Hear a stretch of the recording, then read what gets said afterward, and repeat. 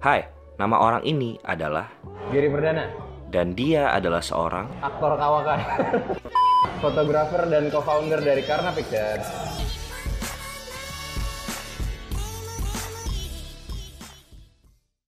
Yo, what's up guys, balik lagi di YouTube channel gua, Fitzgerald Salendu. Dan kali ini seperti biasa gua akan ngebahas konten buat kalian nih yang lagi bingung milih jurusan apa, terus bingung mau milih kerjaan apa, kuliah di mana, terus mungkin yang udah kerja pengen nyobain departemen lain. Nah, konten ini cocok buat kalian. Nah, ini kita langsung mulai aja ya, Jar. Mulai ya. Oke. Yuk. Oke, boleh diceritain dulu nggak? Lu dulu kuliah di mana? Gue kuliah di HI Unpad, Hubungan Internasional Universitas Pajajaran. Oke, di Jatinangor ya. Jatinangor. Ya. Nah, dulu begitu lulus, lu nggak langsung entrepreneur gini dong, nggak langsung videografer, fotografer gini. Dulu awalnya mulainya dari mana?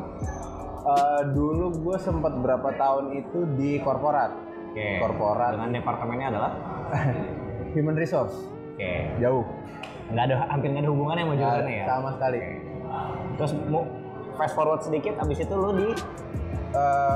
Jadi gue cerita dari awal aja ya. Ya. Jadi dari awal tuh gue HR itu di Generali itu life insurance. Oke.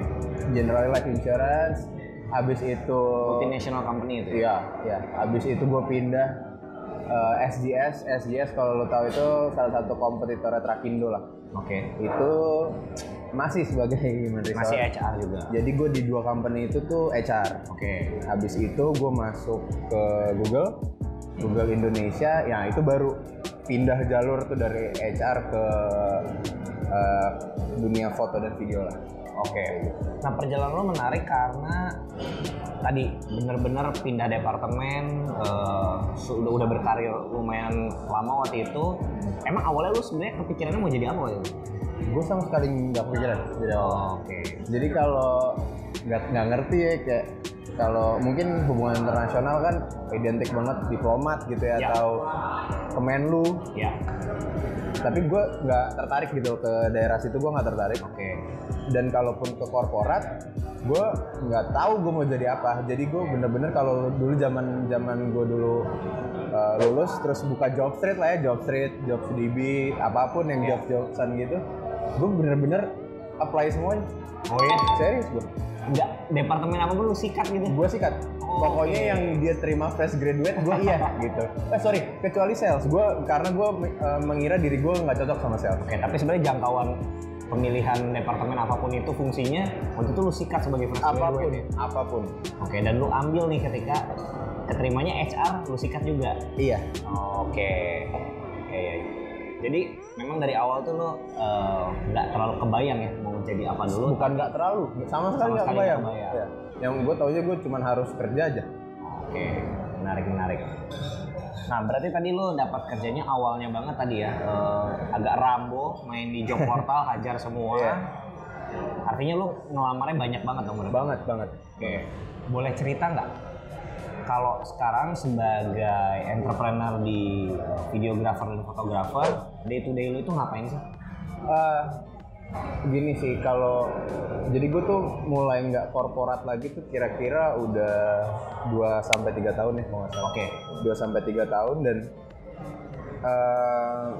murni karena gue emang udah nggak betah aja. Gue harus 9 to 5 ke kantor orang, ke ngerjain pekerjaan yang disuruh sama orang gitu. Gue bener-bener nggak betah lah gitu. Nggak nyaman lah ngejalaninnya. Nah, terus gue mulai entrepreneur ini 1-2 bulan, gue bebas. Oke. Gue ngerasa feel free lah gitu. Cuman apa? Abis itu apa gitu? Jadi emang kalau misalnya jadi entrepreneur itu, kalau menurut gue gue bikin jadwal gue sendiri. Oke. Gue bikin kegiatan gue sendiri. Pokoknya ya ujung-ujungnya tetap 9 to 5, tapi gue yang bikin sendiri sih. Iya. Ibaratnya gitu. Artinya lo harus lebih bisa memanage diri sendiri. Iya. Melawan malas diri sendiri. Sendiri karena nggak ada yang maksa lo gitu, kecuali diri lo sendiri. Kalau lo tanya day to day gue ngapain, ya paling kerja pasti, entah itu foto, entah itu ngeditnya, entah bikin mood board, entah pitching, entah meeting, entah macam-macam. Entah ngumpul sama komunitas. Oke. Itu macam-macam lah. Bagian dari pekerjaan lo juga ya. Iyalah. Dan artinya memang kalau entrepreneur se-fleksibel itu ya jadwal pekerjaannya, terus fungsi kerjanya itu ya tadi mulai dari meeting sampai lu sendiri yang edit segala macam. Ya kalau lu bilang fleksibel ya tergantung lihat dari sisi yang mana sih ya. Jadi kalau positif fleksibel kita bisa ngatur sendiri, tapi kalau negatifnya kalau yang malas ya udah di rumah doang. Iya, ya nggak akan jadi entrepreneur juga. Nah, oke. Di company lo yang sekarang ini berarti gimana sih bentuk strukturnya dan kompetitornya itu siapa aja? Mungkin gue kasih tau dulu company gue yang sekarang yang lagi gue jalanin ini.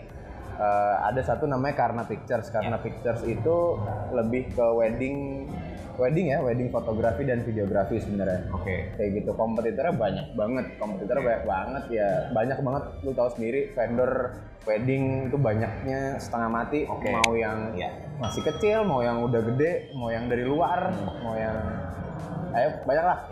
Artinya kompetisinya di vendor wedding tadi itu. Yes. Sesama vendor wedding kayak gitu. Dan kalau gue juga punya satu lagi namanya Mango Trees Kreatif, itu lebih ke produk fashion company dan segala macam. Lebih ke B2B ya? Ya. Dan dari situ lo menciptakan apa? Produknya adalah konten kreatif ya? Konten kreatif, entah mereka mau foto produk buat sesimpel katalog untuk jualan di Tokopedia, Shopee dan segala macam, sampai company profile, sampai advertnya mereka, video klip juga, kayak gitu sih. Iya. Oke, sebelum kita ngobrolin hard skill dan soft skill yang dibutuhin untuk profesi ini, ya, intermezzo dulu. Jawab cepet ya, Ger? Cepet, harus cepet. Ya. Oke. Sepatu pertama yang lo beli? Doc Mart. Jam tangan? Fossil. Emang sebelumnya apa? Dibeliin mak. Handphone? Yang iPhone X. Yang benar-benar dari hasil kerjaan lo ya? Iya. Laptop atau PC? MacBook. Kendaraan? Roda 2 maupun roda 4? Vespa dan BM. Oke, Ger. Nah, sekarang kita masuk ke bagian yang paling penting. Hard skill apa sih yang dibutuhkan untuk menjadi seorang fotografer dan videografer profesional? Hard skill ya? Ya. Hard skill? Ya. Yang seharusnya ini di kuliah tuh dipelajarin lah. Gitu. Kalau misalkan kuliah dipelajari ya berarti di jurusannya ada dong. Harusnya ada mata kuliahnya paling nggak gitu kan? Ya, editing Adobe ya, maksudnya kan sekarang ya mau Adobe mau Final Cut terserah lah, cuman kalau video ya mau ya Adobe juga banyak fotonya. Ada turunannya, ada Photoshop, Lightroom dan segala macam.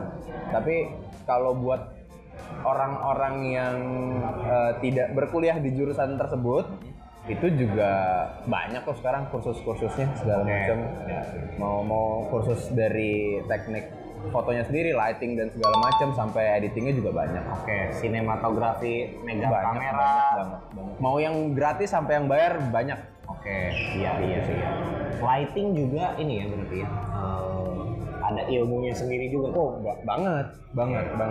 Jadi dulu gue sempat cerita dikit ya. Dulu gue sempat sekolah di Darwis. Darwis Triadi Fotografi dari basic sampai advance. Nah itu dibedah dari nol, dari cara lo pegang kamera sampai hasil jadi foto lah, kurang lebih kayak gitu. Itu yang membedakan orang foto pakai handphone selfie aja dengan ngebuat foto yang dibayar sama orang gitu. Iya, kasarnya gitu. Ada ilmunya yang sebenarnya nggak sembarangan gitu. Iya. Nah ini agak ada hubungannya sedikit sama hard skill sih khususnya. Tapi kalau boleh di-mention lagi, software apa sih yang penting banget dikuasain untuk profesi lu ini kan? Karena tadi lu sebut buat yang lagi kuliah atau lagi pilih-pilih jurusan, ini pesan karena gue telat mempelajari semua ini, gue telat. Karena gue ketuaan untuk mempelajari semua ini. Ketuaan aja you still made it gitu ya, apalagi kalau dari muda. Iya, jelas gitu. Itu tuh kalau gue sebutin software-nya paling Lightroom. Untuk foto dulu ya, Lightroom, Photoshop, atau buat video Premiere, Final Cut, motion grafis tuh banyak juga kan, ada Illustrator dan banyak banget. Oke. Itu gue yang sebutin yang baru dari Adobe ya, belum yang lain-lain. Nah, lu kan juga dalam hal ini kan waktu proses pitching atau menjual produk lu ini, Iya. ya berarti kan lu harus bisa present juga tuh. Nah, software apa sih yang sifatnya office yang perlu dikuasain juga? Oke, kalau Office ya pasti PowerPoint. Oke. PowerPoint sebenarnya basically lu asal jago present, lu mau pakai apa aja, sama sekali lu nggak pakai software pun nggak masalah. Cuman kan software ini ada untuk membantu lu kan. Nah, jadi ya pakailah PowerPoint. Jadi ya pasti di kuliah sering lah pakai PowerPoint kan. Jadi kalau kerja kelompok, kalau bisa tuh lu tuh yang ngerjain. Jangan lu aja jangan gitu. Lu tuh ya, jadi lu paham caranya gimana. Oke. Apa yang mau lu jual gitu dari present. Iya. Jangan semua data dimasukin. Kalau bisa dikit aja yang ada di situ, tapi lu ngomongnya banyak gitu ya. Oke. Kurang lebih gitu. Ya. Kalau bicara soft skill sendiri, yang penting untuk dalam hal ini kan lo udah menjadi self employee, jadi self businessman juga, soft skill penting. Nah itu apa aja kira-kira? Buat apalagi yang lagi milih jurusan atau lagi kuliah sekarang ya, lu ikut organisasi. Itu penting karena kalau lu cuman kuliah pulang, lu nggak tahu cara ngadepin orang yang seperti apa, kan orang tuh beda-beda gitu. Cara ngadepin masalah, problem solving, cara mimpin tim lu sendiri, karena itu ternyata penting banget. Ya. Jadi pegang nih omongan gue ya, kayak ya gue bukan so tau, cuman pasti beda orang yang berorganisasi sama orang yang tidak pernah berorganisasi dalam menghadapi masalah atau memimpin timnya sendiri. Oke. Karena kalau lu di organisasi, sebelum lu jadi leader, lu pasti jadi anggota. Ya kan? Jadi lu tahu gimana rasanya jadi anggota. Saat lu udah jadi leader, lu tahu gimana caranya memperlakukan anggota. Itu sih. Oke. Kalau menurut gue. Ya. Jadi sebenarnya kalau ditanya fresh graduate itu nggak punya pengalaman, ya sebenarnya dengan berorganisasi dan side job itu sebenarnya akan menjadi pengalaman sendiri ya? Iyalah, jelas. Oke Ger, yang terakhir nih ya, boleh dikasih nggak ke teman-teman yang nonton video ini 3 tips utama versi lo untuk para pencari kerja atau para entrepreneur di bagian videografi dan fotografi? 3 ya? 3. Oke. 1, sayang sama orang tua. Korelasinya gimana tuh? Karena kalau lu sayang sama orang tua, rezeki lu banyak, Bos. Oke. Jadi nggak pernah ada sejarahnya kalau lu ngasih ke orang tua atau sayang sama orang tua lu jadi miskin tuh nggak ada. Ya. Yang Garis bawahin. Iya. Yang kedua, bangun pagi. Oke. Korelasinya ya kalau nonton ya siapa Bill Gates lah, Mark Zuckerberg, ya pokoknya yang sukses itu semuanya bangun pagi. Ya. Meskipun udah bos ya. Iya. Walaupun gue sebelumnya nggak tahu ya korelasinya apa, cuman makin lu bangun makin siang makin males. Ya nggak sih, kayak bangun pagi entah lu mau ngapain, mungkin karena itulah disuruh sholat subuh ya bagi yang muslim. Ya. Yang ketiga, semua bisa dipelajari. Oke. Jadi karena gue sekarang bekerja dan mencari nafkah tidak di jurusan gue, bahkan di pekerjaan gue 2 tahun awal juga beda dengan itu. Intinya adalah semua bisa dipelajarin sih. Mau lu umur berapa, mau lu jurusan apa, mau lu basicnya apa, mau lu apapun, lu mau apa ya semua bisa dipelajari. Oke. Ya. Thank you nih ya. Udah boleh ngobrol-ngobrol. Nah itu dia guys, tips dari Gary ya, seorang videografer dan fotografer profesional, entrepreneur. Semoga itu berguna buat kalian. So, lagi sekali buat kalian nih yang bingung milih jurusan apa, lagi mau kerja, bingung mau departemen kerjanya apa, atau bahkan yang udah kerja pengen nyari profesi yang baru. Nah, semoga semua video tadi bisa kalian ambil fungsinya dan berguna buat kalian. Amin. Dari gue itu aja. I'm Gerald signing out. Bye-bye.